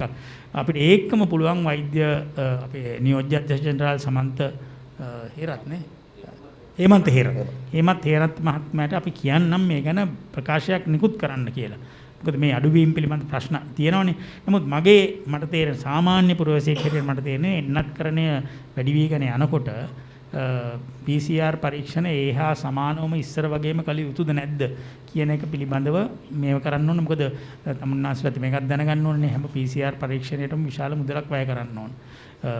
ඒ මුදලත් එන්නත්කරණයත් දෙකම කියන්නේ එක්තරා විදියක මේ මුදල් වැඩ දෙකක්. ඉතින් මේකෙදි මොකද්ද වැඩියෙන් ප්‍රයෝජනවත් කියන සමහරලාට මතයට එන්න පුළුවන්. නමුත් මේක වෛද්‍ය මතයක්. මේක අපි වගේ අය මේ මත ප්‍රකාශ කිරීම මම හිතන්නේ වැරදි. උපදේශකතුමා හොයලා කියන්න පුළුවන්. ඒක ඉතාලම අනිවාර්යයෙන්ම හොයලා කියන්න ඕන. අපි වාර්තා කරා නම් එයාට අමතරව විශේෂයෙන්ම දැනට ඔබ කියපු ආකාරයට මේ හඳුනාගත් zones වල තමයි PCR පරීක්ෂණය කරන්න රට පුරා හමු පරීක්ෂණ කරන අවස්ථා තියෙනවා. නමුත් ඒ පිළිබඳ වෛද්‍ය නිගමනය මොකද්ද? ඇයි ඒක ඒ විදිහට කරන්න කියන එක තොරතුරු ලබා දෙන්නම් ඒ සම්බන්ධව. මේ වෙනකොට රටට ගෙනල්ලා තියෙන එන්නත් මිලියන 13.8න් මිලියන 10.7ක්ම සිනෝෆාම්. ඒකට හේතුවක් මොකක් හරි තියෙනවද? අපි වැඩි එන්නත් ප්‍රමාණයක් සිනෝෆාම් වලින් කරන්න හේතුව? ඉස්සෙල්ලම අපි මේ කිංස්ලිත් මේක පැහැදිලි කරා. ඉස්සෙල්ලම අපේ අභිලාෂය තිබුණේ ඇස්ට්‍රාසෙනිකා. මොකද මේ සීරම් ඉන්ස්ටිටියුට් කියන එක මේ අද ඊයේ අපිට සම්බන්ධ වෙච්ච එකක් නෙමෙයි. අවුරුදු 40 ගණනක තිස්සේ ලංකාවට එන්නත් නොයෙකුත් ආකාරයේ සත්ව එන්නත් පවා සපයපු ආයතනය තමයි සීරම් ඉන්ස්ටිටියුට්. ඒතකොට සීරම් ඉන්ස්ටිටියුට් එකට බාර දුන්නම ඇස්ට්‍රාසෙනිකා හදන්න කියලා ඒගොල්ලන්ට ලයිසන් එක දුන්නම ඒගොල්ලෝ කොවිෂීල්ඩ් කියලා එක දුන්නේ. අපිට තිබුණු කිට්ටුම් මේක අපි ඒගොල්ලොත් එක්ක ගිවිසුම්ගත වෙලා තිබුණා. මිලියන 10කට ඇස්ට්‍රාසෙනිකා ලබා ගන්න මුල් අවස්ථාවේදී. නමුත් තමුන්නාන්සලා දන්නවා එහි ඇති වෙච්ච ප්‍රශ්න නිසා ඇස්ට්‍රාසෙනිකා ලබා ගැනීම සම්පූර්ණයෙන්ම ඇන හිටියා. දැන් අදත් ඇස්ට්‍රාසෙනිකා ගැනීම ලොකු ප්‍රශ්නයක්. වාසනාවට දැන් සෙනසුරාදා හවස 5ට WHO එක මැදිහත් වෙලා ජනාධිපතිතුමා විශේෂ ඉල්ලීමක් කරා ජපානයේ අගමැතිතුමාට. විශේෂ ඉල්ලීමක්. ඒ ඉල්ලීම මත ජපානය කිව්වා අපි මේක දෙන්නම් කොවැක්ස් එකට. මොකද ඔබට කෙලින් දෙන්න අපිට බලයක් නැහැ. මොකද මේ ඇස්ට්‍රාසෙනිකා වල තියෙන ලයිසන්සිං ඇග්‍රීමන්ට්ස් නිසා. ඒ නිසා අපි කෙලින් දෙන්නේ නැතුව අපි දෙන්නම් කොවැක්ස් එකට.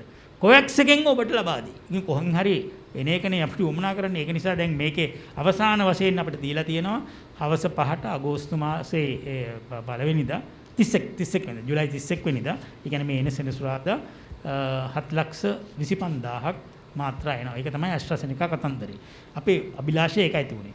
නමුත් ඊළඟට මේ ලෝකයේ ලබාගත හැකිව තිබුණු ලෙහෙසියෙන් ලබාගත හැකිව තිබුණු අපේ රාජ්‍යතාන්ත්‍රික සම්බන්ධතාත් නිසාත් වෙන්න පුළුවන් තමයි සයිනෝෆාම්. සයිනෝෆාම් කියන්නේ විශාල වශයෙන් එන්නත් නිපදවන ආයතනයක්. අපිට ලබාගත හැකිව තිබුණු මේ වගත් අපි දන්නවා ඒ සප්ලයි ලයින්ස් ඕපන් වෙලා තිබුණා. ඒ වගේම දැන් මේ ෆයිසර් මොඩර්නා කියන එක බටහිර රටවල් වලට පමණක් සීමා වෙලා මේ ආසියාතික රටවල් වලට ලබා ගැනීමේ විශාල දුෂ්කරතාවයක් තිබුණා. ඒ ගැන මේ විශාල වශයෙන් රාජ්‍යතාන්ත්‍රික කටයුතු කරපු නිසා මට මේක කියන්න පුළුවන්. ඉතින් ඒ වගේම මේ ඒවා ගිවිසුම්ගත වෙලා කොන්ත්‍රාත්තුවකට ඇවිල්ලා ගන්න බොහෝ කල් යනවා. ඉතින් එතකන් අපිට බලාගෙන ඉන්න බෑ. ඉතින් සයිනෝෆාම් කියන එන්නත WHO එක අනුමත කරපු ගමන් අපිට පුළුවන්කම තිබුණා මේක විශාල වශයෙන් ලබා ගන්න. ඒකයි මාසෙකට මිලියන 3-4 අපිට ලබා ගන්න පුළුවන්කම තිබුණේ. ඒකත් ජනාධිපතිතුමා ඉල්ලීමක් කරා චීන ජනාධිපතිතුමාට. ඒ අනුව ඉස්සෙල්ලා ඒගොල්ලෝ දුන්නා මිලියන 1.1ක් ප්‍රධානයක් හැටියට මේ ඊයේ පෙරේද ඔබතුමාලා දකින්න නැති උතුරු නැගෙනහිරට පාවිච්චි කරන්න කියලා මිලියන 1.6ක් තවත් හම්බුණා. ඒතකොට මිලියන 2.7ක් අපිට නොමිලේ ලැබිලා තියෙනවා සයිනෝෆාම් එක. එය විශාල වශයෙන් නිපදවීමත් ලබා ගැනීමේ පහසුවත් WHO එක අනුමත කිරීමත් මේ කරුණු තුනම තියෙනවා. දැන් කොච්චර WHO එක අනුමත කරත් වැඩක් නැහැ. කොච්චර එන්නත හොඳ වුණත් වැඩක් නැහැ.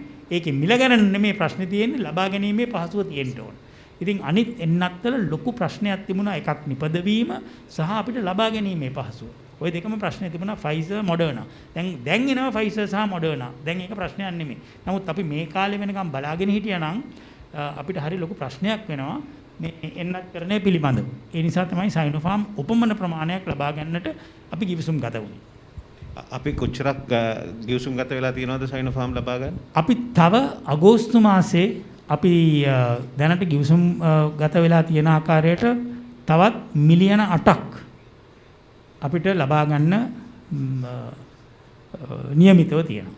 ඒක අගෝස්තු මාසය තුල අපිට ලැබෙයි මේ මිලියන 8. සමහරවිට සැප්තැම්බර් මාසේ පළවෙනි සුමානට යන්නත් පුළුවන් මිලියනයක් දෙකක්. අවසාන වශයෙන් ඒකයි ලැබෙන්නේ.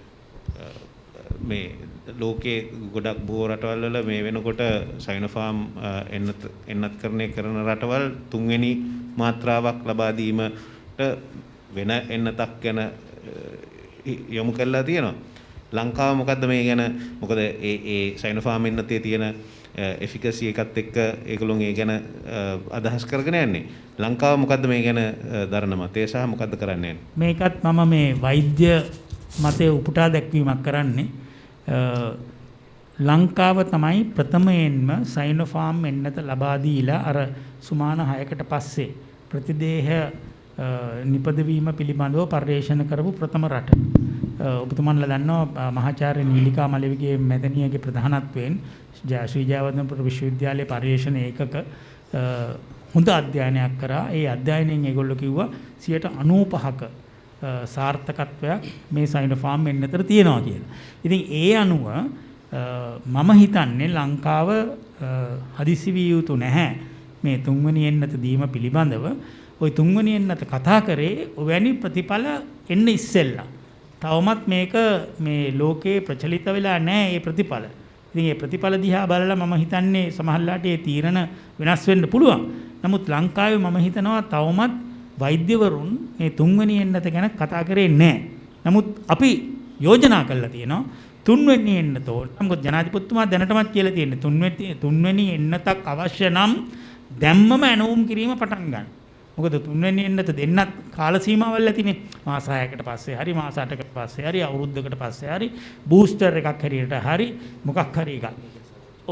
මීට මාසයකට කලින් අපි කතා බහ කරා මේක මේ Covid කාර්යවාදන බලකායේදී.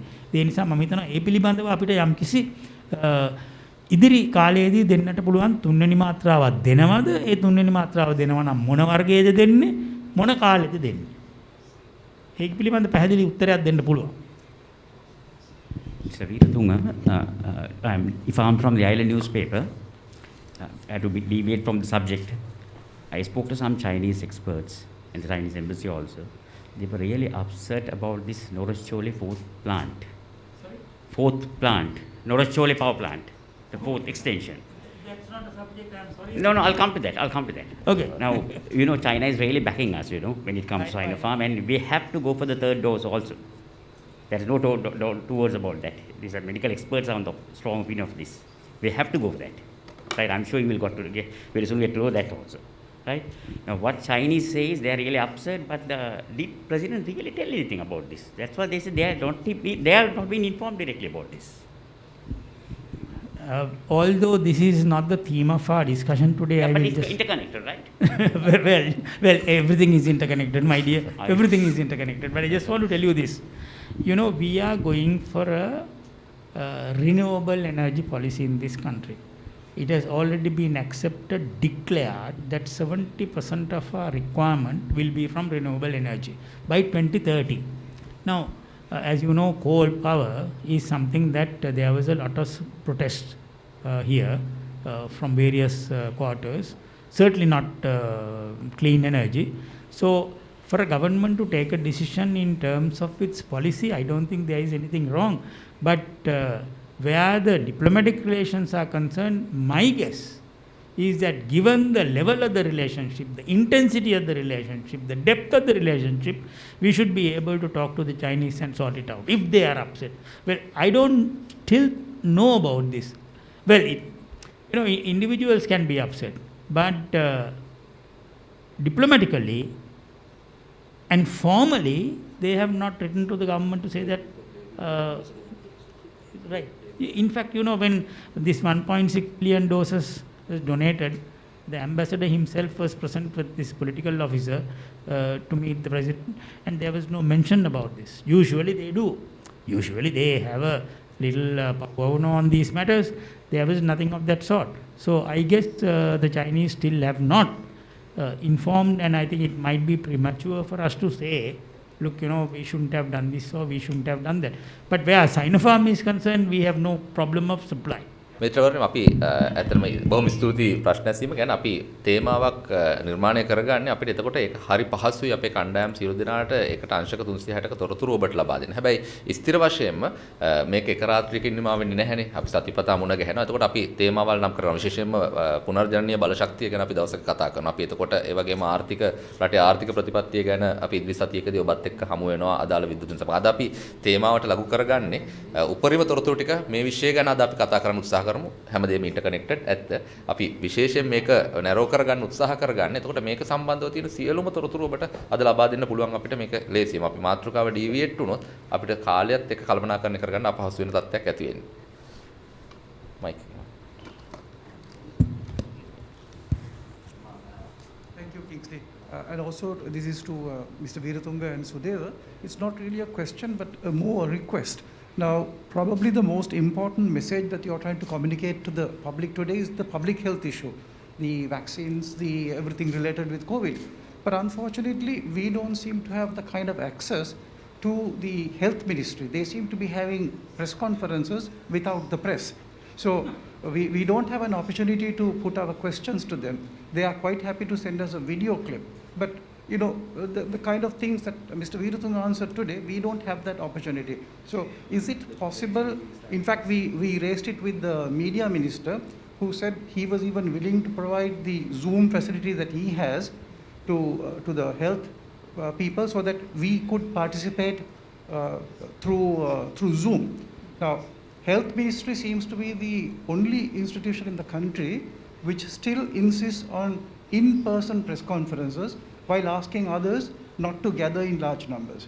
So perhaps you could provide them with the technical know-how if it is necessary, but we would certainly like to be able to put these questions to them. Like as you said, some of these things will require some kind of specialist response. So could we have that opportunity? Certainly, Amal, I think as I am a strong believer that a government must be able to say what it does, whether good or bad. Let the people judge whether it's good or bad, but come and tell the people what this is what we are doing. Because in theory and in the book, every government has to do good. Whether in practice, whether they do that or not is another issue. Every government has to do good. So in that sense, we will facilitate this. We will tell them, look, there are concerns. There are issues that the journalists would like to ask. One, to be educated. Number two, to allay any fears. So both these things have to be done. We will try and convince them, come here, and then maybe have a... we are not trying to do... I also want to tell, I told Kingsley this. We will not duplicate what the government information department does. That is not our job.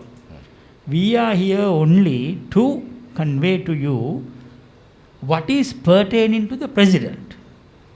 Now someone can say executive presidency, everything is pertaining to the president. So you come and tell whatever you have to say. විධායක ජනාධිපතිවරයෙක් යටතේ සියලුම දේ වෙනවනේ. එහෙමනම් ඇවිල්ලා ඔක්කොම කියන්නේ නෑ. ඒක නෙමෙයි අපි කරන්න හදන්නේ. අපි කරන්න හදන්නේ ජනාධිපතිතුමාට විශේෂිත වූ දේ කාරණා පිළිබඳ අපි තමුන්නාසලා දැනුවත් කරන්න. නමුත් මේ වගේ ප්‍රශ්නයක් නැගුවොත් අපි ඒ සඳහාත් මැදිහත් වෙලා මේ අපි ඒ වගේ දෙයකට පහසුකම් සපයන්න. We can do that. දැන් ඇතම් රටවල් එන්නත්කරණය ගැන කතා කරද්දී විශේෂයෙන්ම තමන්ගේ රටට විදේශ සංචාරකයන් එනකොට මේ එන්නත්කරණය කරලා තියෙනවද නැද්ද කියලා බලන්න අවධානයක් යොමු කරපු රටවල් අපි දැක්කා. ඒ වගේම සෞදිය වගේ රටවල් ඒ අවදානම් සහිත රටවල් වල සංචාරය කරපු පුද්ගලයන්ට වසර 3ක තහනමක් සංචාරක තහනමක් පනවන නීතියකට එනවා අපි දැක්කා. විශේෂයෙන්ම ලෝකෙම මේ වසංගතය තුරන් වෙනකන් අපි දන්නවා ගුවන්තොටුපළ කියන්නේ බොහොම කල්පනාකාරී වෙන්න ඕනේ තැනක්. අපි ඒ ගැන යම් කිසි අවධානයක් යොමු කරලා තියෙනවද අපේ රටට සංචාරකයෝ එනකොට එන්නත්කරණය කරලාද නැද්ද කියලා යම් කිසි පරීක්ෂාවකින්ද අපි අතුලට ගන්න මේ අයව? අනිවාර්යෙන්ම. මොකද එන්නත්කරණය කියන එක දැනට ලෝකේ මේ ඒක දැන් එක ගිවන්නේ ඒක වෙන්න ඕන එකක් නේ. අර කෙනෙකුට પાස්පෝර්ට් එකක් තියෙනවා වගේම දැන් එන්නත්කරණ සාතිකෙත් තියෙන්න වෙයි. ඒ නිසා ලංකාවට එන්නත්කරණය නොවි නම් එන්න බැරි වෙයි. එන්නත්කරණය නොවි කෙනෙක් ආවොත් ඒකටත් තියෙන්න බෑ ක්‍රමවේදයක්. එහෙමනම් හරි දවස් 14ක් නිරෝධායනය වෙන්න PCR කරන්න එක්සිට් PCR එකකුත් කරන්න ඒවා කොහොම ඒ නීති රෙගුලාසි හැම තියේ. ඒවා වෙනස් වෙන්නේ නැහැ. එන්නත්කරණය නොවි නම් මේ මම දන්නා තරමින් අද වෙනකොට මම දන්නේ ඉස්සරහට වෙනසක් වෙයිද කියලා. අද වෙනකොට නම් තියෙන්නේ එන්නත්කරණය නොවි එන්න බෑ. ඒ වගේම ඉතා ඉක්මනින් ලෝක සම්මතයන් මේවා සඳහා දැනට මේ භූමි දේශපාලනය සම්බන්ධ මතයන් යනවා එහා මෙහා. නමුත් ලෝකයේ එක සම්මතයකට ඒවි මේ සම්බන්ධව ගුවන්තොටුපළට යනකොට එනකොට ඒ ආදි වශයෙන්. එතකොට ලංකාව අනිවාර්යයෙන්ම ඒ සම්මතයන් එක්ක බැඳෙනවා අපි. එතකොට ගුවන්තොටුපළ විවෘත කිරීමේදී සෞඛ්‍ය නිරෝධායන පද්ධතිය ඒ ආකාරම ක්‍රියාත්මක වෙනවා. විශේෂ අවධානයක් යොමු කරනවා. මොකද ගුවන්තොටුපළ වහගෙන ඉන්නට හෝ රට වහගෙන ඉන්න එකට නෙමෙයි ජනාධිපතිතුමාගේ අදහස. හැකිතාක් ඉක්මනින් රටේ සාමාන්‍ය ක්‍රියාකාරකම් මේ නිව් නෝමලයිසිං එක ඇතුළේ නැත්නම් කොවිඩ් එක්ක වාසය කරමින් කොහොමද ආර්ථික තත්ත්වයන් බිඳවට්ටා ගන්නේ නැතුව පවත්වා ගන්න කියන එක තමයි දැක්ම. එන්නත්කරණය ඉදිරියට යන විදිය කොහොමද කොච්චරක් එන්නත් මොන එන්නත් අපි ඕඩර් කරලා තියෙනවද ඉස්සරහට ඉදිරි මාස 6 හරි කොහොමද මොකද්ද ප්ලෑන් එකේ? මාර මුලින් කිව්වා වගේ සයිනෝෆාම් මිලියන 8ක් අගෝස්තු මාසේ දැනටමත් අපි ගිවිසුම් ගත වෙලා තියෙනවා. ඒ ගැන අපිට කිසි ප්‍රශ්නයක් නැහැ. නමුත් අර මං කියපු අවුරුදු 12ත් අවුරුදු 18ත් කියන වයස් කාණ්ඩයට විශේෂයි මේ ෆයිසර් වගේ එන්නතක්, ෆයිසර් එහෙම නැත්නම් මොඩර්නා වගේ එන්නතක්. මොකද ඒ ස්වභාවය අනුව ඒක තමයි වෛද්‍ය විශේෂඥයෝ කියන්නේ. ඉතින් ඒගොල්ලන්ගේ උපදෙස් අපිට හරියාකාරව ලැබුණොත් ෆයිසර් එන්නතත් අපි ඒ දරුවන් වෙනුවෙන් ගන්න ඉදිරි කටයුතු කරලා තියෙන්නේ, මූලික කටයුතු කරලා තියෙන්නේ. අර ගිවිසුමට යන්න විතරයි තියෙන්නේ. අර අවබෝධතාවයක් ඇති කරගෙන තියෙන්නේ දැනට. ඒ නිසා ෆයිසර්ත් අපේ ඉදිරි ඉලක්කගත එන්නතක්.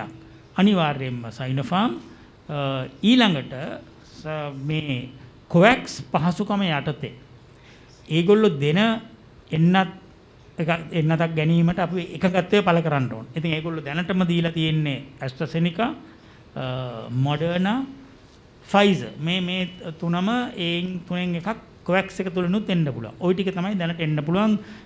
මට පේන්නේ නැහැ ඉදිරියේදී ස්පුට්නික් V එන්නත ලබා ගැනීමට පුළුවන් වෙයි කියලා විශාල වශයෙන් දැනට පළවෙනි මාත්‍රාව දීපු අයට දෙවෙනි මාත්‍රාව දෙන්න පමණක් අනිවාර්යයෙන්ම අපි ලබා ගන්නවා. ඒක ගැන සහතික වෙලා තියෙනවා. නමුත් විශාල වශයෙන් ලබා ගැනීමේ පහසුවක් ඇති වෙයි කියලා මම හිතන්නේ නැහැ. මොකද රුසියාවේ දැන් රෝගීන් සංඛ්‍යාව වැඩි වෙගෙන යනවා. ඉතින් ඒ නිසා මේ සප්ලයි එකේ ලොකු ඉෂුව එකක් තියෙනවා. ඒ නිසා තමයි මේ අපි මේව කරන්න ඕනේ. මම අර ඔබතුමා ඉස්සෙල්ලා ප්‍රශ්නෙට මට හරියට ඒකට මේ පැහැදිලි කිරීමක් කියන්න ඕන. COVAX ෆැසිලිටි එකට Sinopharm 500 මිලියන් ඩෝසස් දෙන්න කටයුතු කරගෙන යනවා. ඒ කියන්නේ COVAX එක බාර ගන්නවා 500 මිලියන් Sinopharm. ඒතර Sinopharm එක මුළු ලෝකෙම බෙදෙනවා COVAX එක තුලිනුත්. ඒ නිසා Sinopharm ගැන WHO එක පවා ලොකු විශ්වාසයකින් තමයි බාර ගන්න. නැත්තම් බාර ගන්න නැහැ නේ. ඉතින් ওই ටික තමයි දැනට තියෙන්නේ. අපේ ඉලක්කය වෙන්නේ අවුරුදු 12න් ඉහළ අවුරුදු 30න් පහළ මිලියන 4.5ක් ඉන්නවා. ඒ මිලියන 4.5ක සංඛ්‍යාවටත් අපි දැනට කටයුතු කරගෙන යනවා. අපිට අවසාන ප්‍රශ්න දෙකට තමයි අවසාන පුළුවන්. මේ දැන් විශේෂයෙන්ම දැන් එන්නත් වර්ග කිහිපයක්ම ලංකාවේ මේ නොවිට භාවිතා කරන නිසා ඇතැම් විට මම සමහර අය එන්නත් ප්‍රතික්ෂේප කරනවා මට ඕනේ මේ එන්නත කියලා. කියන්නේ මම ගහන්න යන්නේ මේ X කියන එන්නත. මේ මට මේ මගේ ප්‍රදේශයේ තියෙන්නේ W කියන එන්නත. එතකොට ඒක මට එපා. මට ඕනේ හින්දා එහෙම එන්නත් පාවිච්චි එහෙම එන්නත් තෝරා ගැනීමට එහෙම අවස්ථාවක් තියෙනවද ඉස්සරහට? එහෙම ඒ ප්‍රතිපත්තිය ලංකාව තුල නැහැ. මට ඕනෑ එන්නත ලබා ගන්න පුළුවන්. දැන් ඔබතුමන්ලා දන්නවා Pfizer එන්නතේ මාත්‍රා 2000 ගණනක් දෙවන එන්නත හැටියට AstraZeneca එකේ දීගෙන යනකොට මොකද අපිට AstraZeneca ලැබෙයි කියන එක විශ්වාසයක් නැති නිසා යම්කිසි මේකක් වැඩපිළිවෙලක් තිබුණා. නමුත් AstraZeneca ලැබෙනවා කියපු ගමන් මේ Pfizer එන්නත භාවිතා කිරීම නැවැත්තුවා. එතකොට මතයක් ගියා මේක මේ ඉහළ පෙළේ අයට සහ තෝරාගත් පුද්ගලයන්ට ගහන්න තමයි මේ Pfizer දියාගත්තේ. නමුත් ඒක නෙමෙයිනේ උනේ. Pfizer යවුවා කෙලින්ම මන්නාරමට කිලිනොච්චියට යාපනයේට මොකද ඒක හේතුවක් ඒක තිබුණා. විශේෂයෙන්ම ඩෙල්ටා ප්‍රභේදය සහ විශේෂයෙන් මේ පැත්තෙන් එන්න පුළුවන්නේ සංක්‍රමණිකයන්. ඒ සංක්‍රමණිකයන්ගෙන් එනකොට අපිට තියෙන්න ඕන පොඩි ආරක්ෂක වලල්ලක් වගේ එකක්. A protective barrier has to be made. So that is why Pfizer, which is a fairly good vaccine, was sent up there. නැත්තම් මේක කොළඹ තියාගන්න තිබුණානේ. එහෙම කරේ නැහැ. දැන් මොඩර්නා එහෙනම් ඇරියයි නුවරට විශේෂයෙන් කවුරුවත් අඳුරන නුවර ඉන්න එක්කෙනෙක් ඉඳ නෙමෙයි. මොකද මේ ඇලොකේෂන්ස් කරනකොට අපි බලන්න ඕන මේ හොට් ස්පොට්ස් කියලා තියෙනවානේ.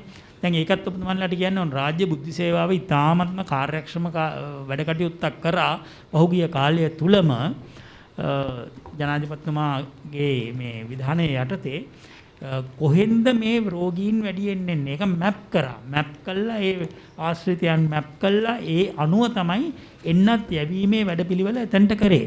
ඒක තනිකර ජනාධිපතිතුමාගේ මෙහෙයවීමෙන් සහ එතුමා නිකන් වැක්සිනේෂන් ප්ලෑනර් කෙනෙක් හැටියට වැඩ කරේ වෙලාවේ. මේ එන ප්‍රමාණයන් කොහොමද යන්නේ? ඒ කරේ අඳුරනකමටවත් එහෙම නැත්නම් දේශපාලන වශයෙන් තියෙන හිතවත්කම් වලටවත් නෙමෙයි. අනිවාර්යයෙන්ම මේ හොට් ස්පොට්ස් දිහා බලලා කොහෙන්ද වැඩියෙන්ම රෝගීන් ඇවිල්ලා තියෙන්නේ කොහෙන්ද වැඩියෙන්ම විභවයක් තියෙන්නේ එහෙම එන්න පුළුවන්. ඒ අනුව තමයි මේක වෙන් කරේ. ඉතින් එහෙම ඒකින්ද මේක මට මෙන්න මේක ඕනෑ කියලා කියන්න පුළුවන් තත්වයක අපි නැහැ. අපි නිපදවන රටක් නම් ඒක කරන්න තිබුණා. අපි එන්නත් නිපදවන රටක් නෙමෙයිනේ. තාමත්ම අමාරුවෙන් මේ දැන් අද තිබුණා ඔබතුමන්ලා දැක්කත් දන්නේ නැහැ. ඒක නිවුස් එකක්. මේ ඉතාමත්ම මේ අවිධිමත් බෙදීමක් වෙලා තියෙන්නේ කියලා එන්නත් වල මේ ලෝකේ 95ක් එන්නත් බෙදිලා ගිහිල්ලා තියෙන්නේ පොහොසත් රටවල් වලට. දිලිඳු රටවල් වලට මුළු එන්නත් ප්‍රමාණයෙන් 3.0 ගණනක් බෙදිලා තියෙන්නේ. ඉතින් මේ බෙදීමේ තියෙන ලොකු මේක. ඉතින් ඒ තුල අපි මෙතන ඉන්නවා කියන එක ගැන මට වෙලාව ඇතුනේ යම්කිසි විදියක සතුටක් මේක හරියට කළමනාකරණය කරගන්න අපි සියලු දෙනාට මේක විශාල මේ ටීම් එෆර්ට් එකක්. මේක තනි පුද්ගලයෙක්ගේ මේ වැඩක් නෙමෙයි. මේක ජනාධිපතිතුමා මුල හිටම්ම බෑලා මේකට දීලා මෙන්න මෙහෙම කරන්න. මොකද එතුමා දෛනිකව මේකේ වාර්තා බලනවා. ඒ වාර්තා තුල තමයි අපි මේ වගේ තැනකට ආවේ. ඉතින් මේ ඉතුරු සියලු දෙනාම මේක ලොකු ටීම් එෆර්ට් එකකින් මේක කරේ. ප්‍රශ්නෙට තව උත්තරයක් විශේෂයෙන්ම විශේෂයෙන්ම ජනාධිපතිතුමාගේ අවධානය යොමු වෙච්ච තව කාරණයක් ඔබේ ප්‍රශ්නේ අඩංගුණ එකක් තමයි සමහර රටවල් වලට වෘත්තිකයන් යනකොට ඒ අයට මේ එන්නත අවශ්‍යයි එහෙම නැත්නම් අපි ලබා දෙන එන්නත නොවේ කියන එක. ඒක අපි ඊයේ විදේශ කටයුතු අමාත්‍යාංශයෙන් විමසීමක් කරා මොකද්ද රජයේ ප්‍රතිපත්තිය ජනාධිපතිතුමා ලබා දීලා තියෙන උපදෙස් මොකක්ද කියන. ඒතකොට විදේශ කටයුතු අමාත්‍යාංශයේ ලේකම්තුමා ඉතා පැහැදිලිව ඔව් අපිට ඒ අදාළ ලිපි පවා ඉදිරිපත් කරලා තියෙනවා. රටවල් වලින් විමසීමක් කර තිබෙනවා. විශේෂයෙන්ම රැකිරක්ෂා කටයුතු සඳහා පිටත් වෙන සහ අධ්‍යාපනික කටයුතු සඳහා පිටත් වෙන දරුවන්ට සහ වෘත්තිකයන්ට ඒ රටේ අවශ්‍ය කරන මූලික අවශ්‍යතාවය මොකක්ද කියන එක ජනාධිපතිතුමා උපදෙස් දීලා තියෙනවා විදේශ කටයුතු ලේකම්තුමාට ඒ තොරතුරු විමසා බලන්න කියලා නිල වශයෙන් රජයන් වලින් විමසීමක් කරලා තියෙනවා ශ්‍රී ලංකාව රාජ්‍යයක් විදිහට ඔවුන් ලබා දෙන නිල අයදුම හරහා ඒ අනාගතයේදී තෝරා ගැනීම කරන්න පුළුවන් පුරවැසියන්ට හා වගේම රටෙන් එළියට යන වෘත්තිකයන්ට. ඒතකොට මේ අවස්ථාවත් ඒ පහසුකමත් අධීක්ෂණය වෙමින් පවතිනවා. බොහෝ රටවල් ප්‍රතිචාර දක්වා නැහැ තවමත් ඒකට මට ලබා දීපු තොරතුරු අනුව. නමුත් අපි ඒට ඉස්සරහින් පුරවකථනය කරලා තියෙනවා කියන එක තමයි ඒකේ අපිට කියා ගන්න අවශ්‍ය වෙන්නේ. විශේෂයෙන්ම ජනාධිපතිතුමා ඒ බලමුවත් හොයා බලලා තියෙනවා සමහර රටවල වෘත්තිකයන් අපි ලබා දෙන එන්නතද ඔවුන් අයදුම් කරන එන්නතද තියෙන ඒ සඳහා දෙන්න ඕනේ පහසුකම්. ඒ පැත්තත් ආවරණය වෙලා තියෙනවා කියන එක මතක් කරන්න ඕනේ මේ වෙලාවේ. You mentioned about 1.5 million people will be vaccinated by end of August. That works to about 50%. I think President's goal was to go up to 60% by that time. So there's a 10% shortfall. I'm just asking that. Are you conscious about it? Or you have pushed this 60% mark by a few weeks or months? That's number one. Isn't it a misunderstanding? Now, 11.5 million people need to be vaccinated with both doses, which is the group above 30 years of age, Okay, right. as per the statistics given by the census and statistics. So, as long as we go and use 23 million doses, we are covered with 11.5 million, which is the 30 and above. That's fine. Okay, right. Maybe. While the rapid vaccination is continuing, we remain on red list of lots of countries. How is government addressing that fact, which is a problem for tourism as well as anyone going to one of these countries? So we are currently about over 20 countries have banned us or require us, anyone going, to go back to quarantine on their home country. Situation would definitely change as we go on vaccinating our population. It is the foreign ministry's responsibility to diplomatically engage these countries and to tell them very clearly, look, majority of our population have been vaccinated. So therefore, let our people come. And especially if they say that you have to have the vaccination certificate, here are the vaccination certificates. So the ministry is working on this. It's a kind of a rolling situation. No? It's certainly not static. What is read today might not be read in another 2 weeks, 3 weeks, 4 weeks as we vaccinate. So vaccination is the only process through which we can be acceptable to the rest of the world as much as we would accept others. So we should be able to take that into consideration. අපි ස්තුතිවන්ත වෙනවා නැවතත් ඔබේ කාලය අපිත් එක්ක බෙදා හදා ගැනීම ගැන අපේ කණ්ඩායම සියලු දෙනා ඔබ ඉතාමත්ම ආදරෙන් ස්තුතිවන්ත වෙනවා. ලබන සුමානේ අපි බලාපොරොත්තු වෙනවා ඔබට අපි වෙලාසින් දැනුමත් කිරීම කරන්නම් අපේ කතා කරන මාතෘකාව සහ අපේ ආරාධ්‍යයන් ගැන. බොහොම ස්තුතියි. සුබ දවසක් ඔබ හැම දිනකටම.